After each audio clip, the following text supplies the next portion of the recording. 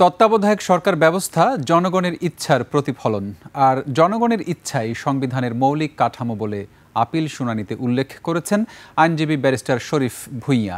তত্ত্বাবধায়ক বাতিলের রায় আইনগতভাবে দুর্বল, আইন বুঝতে ও প্রয়োগে ভুল হয়েছে বলে আদালতকে যুক্তিও দেন ওই আইনজীবী। প্রধান বিচারপতি সৈয়দ রেফাত আহমেদের নেতৃত্বে 7 সদস্যের পূর্ণাঙ্গ আপিল বেঞ্চে এ শুনানি হয়।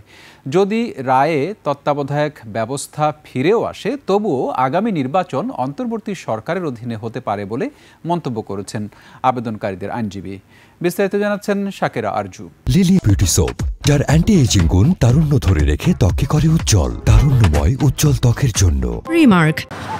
দেশের বহুল আলোচিত মামলা তত্ত্বাবধায়ক সরকার ব্যবস্থা বাতিল করে দেয়া হয় ত্রয়োদশ সংশোধনীর রায়।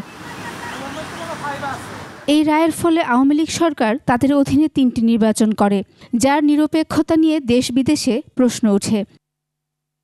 তবে 5 আগস্ট শেখ হাসিনা পালিয়ে যাওয়ার পর তত্ত্বাবধায়ক ফেরাতে রিভিউ চায় সুজন সম্পাদক বদিউল আলম মজুমদার সহ 5 বিশিষ্ট নাগরিক, বিএনপির পক্ষে মির্জা ফখরুল, জামায়াতের পক্ষে মিয়া গোলাম পরোয়ার সহ 5 জন।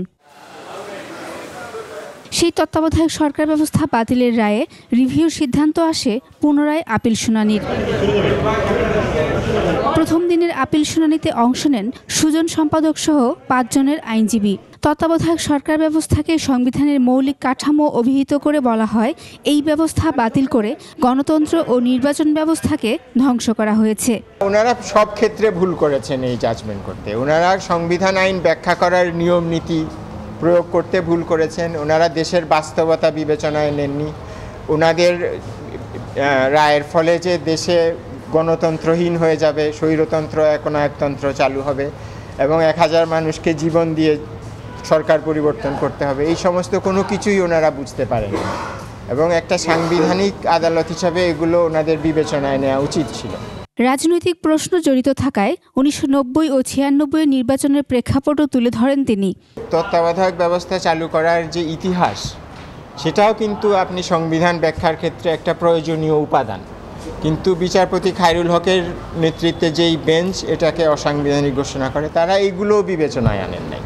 ব্রিফিংয়ে এক প্রশ্নের জবাবে শরীফ ভূঁইয়া জানান, যদি রায়ে তত্ত্বাবধায়ক ফিরে আসে, তবুও সামনের জাতীয় নির্বাচন অন্তর্বর্তী সরকারের অধীনেই হতে পারে। এখন যে নির্বাচন হবে তার পরের নির্বাচনের ক্ষেত্রে কার্যকর হবে, কারণ তত্ত্বাবধায়ক সরকার ব্যবস্থা যেটা আছে যে সংসদ ভেঙে দেওয়ার একটা নির্দিষ্ট দিনের মধ্যে এটা গঠিত হয়। কাজেই আমরা সংবিধানের ওই যে ফর্মুলা, তার মধ্যে এই তত্ত্বাবধায়ক ব্যবস্থাকে ফেলা যাবে না। প্রথম দিনের শুনানি শেষে বুধবার পর্যন্ত মুলতবি করেন আপিল বিভাগ। শাকেরা আরজু, 21 টেলিভিশন, ঢাকা।